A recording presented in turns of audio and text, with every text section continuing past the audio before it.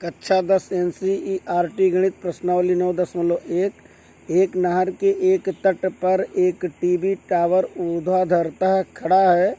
Tower के ठीक सामने दूसरे तट के एक अन्य बिंदु से टावर के शिखर का उन्नयन कोण 60 अंश है।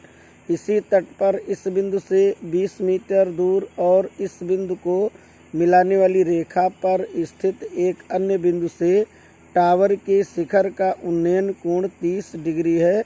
देखिए आकृति 9.12। टावर की ऊंचाई और नहर की चौड़ाई ज्ञात कीजिए। तो प्रश्नानुसार इसमें चित्र भी दिया गया है। ये नहर BC जो है नहर है और इस नहर के एक ओर जो है ये टावर लगा हुआ है। ये टावर क्या है? टीवी का टावर है। और नहर के दूसरे किनारे पर एक बिंदु से इसके शिखर का उन्नयन कोण 60 अंश है और इसी लाइन में इसी की सीध में एक अन्य बिंदु D जो यहाँ से 20 मीटर की दूरी पर है 30 अंश का कोण बनाता है। तो इस प्रश्न में ये सब चीज़ें दी गई हैं। तो अब इसमें पूछा गया टावर की ऊंचाई और नहर की चौड़ाई। टावर की ऊंचाई मान लेते हैं h और नहर की चौड़ाई मान लेते हैं x। h और x ये दोनों चीज़ें ज्ञात करनी है। तो सबसे पहले हम समकोण त्रिभुज ACB से क्या करेंगे? tan 60 बराबर लंब बटे आधार लंब h बटे आधार x और tan 60 का मान क्या होगा? √3 बराबर h upon x। This imply x उधर जाएगा और √3 नीचे आएगा तो x इक्वल टू h अपान √3 इक्वेशन 1 बना लेते हैं। अब जो है समकोण त्रिभुज क्या पकड़ेंगे? ADB। समकोण त्रिभुज ADB से tan 30 यानी कि tan 30 तो tan 30 सामने लंब क्या है? AB और बटे आधार BD। तो लंब है AB बटे आधार क्या है? BD। तो tan 30 का मान क्या होता है? 1/√3। 1/√3 बराबर AB मतलब ऊंचाई h दिया गया है AB की ऊंचाई h अपान BD माने क्या होगा? BC प्लस CD यानी कि BD का मान BC प्लस CD। तो दिस इम्प्लाई 1/√3 बराबर h बटा BC का मान कितना है? x और CD का मान 20। तो यहाँ हो गया x प्लस 20 तिरछा गुणा करेंगे x प्लस 20 इकन्ने x प्लस 20 और ये तिर्यक गुणा √3h समीकरण 2। अब क्या करेंगे? समीकरण 1 से x का मान समीकरण 2 में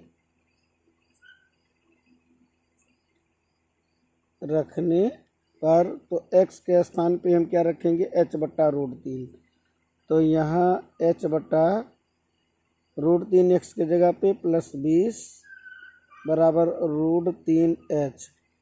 तो दिस इम्प्लाई ये उधर जाएगा तो 20 बराबर √3h माइनस h बटा √3।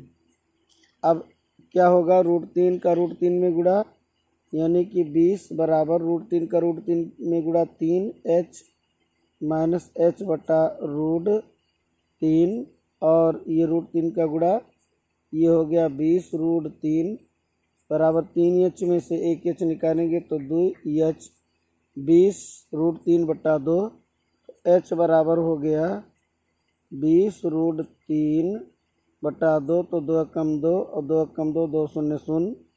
तो ऊंचाई h बराबर हो जाएगा 10 √3 मीटर।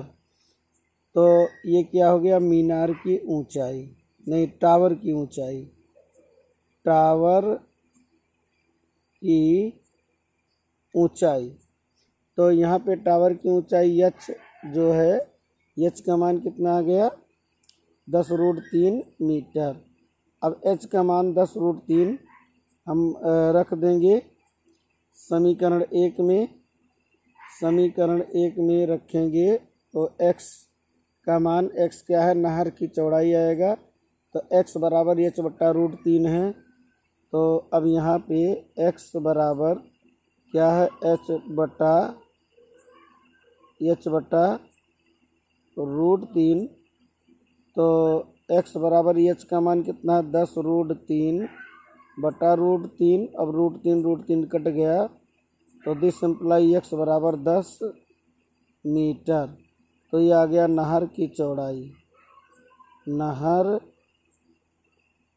की चौड़ाई, तो यही उत्तर हो गया। तो दो चीज़ें इसमें पूछा गया था, एक तो टावर की ऊंचाई आ गया 10√3 मीटर और नहर की चौड़ाई जो है 10 मीटर।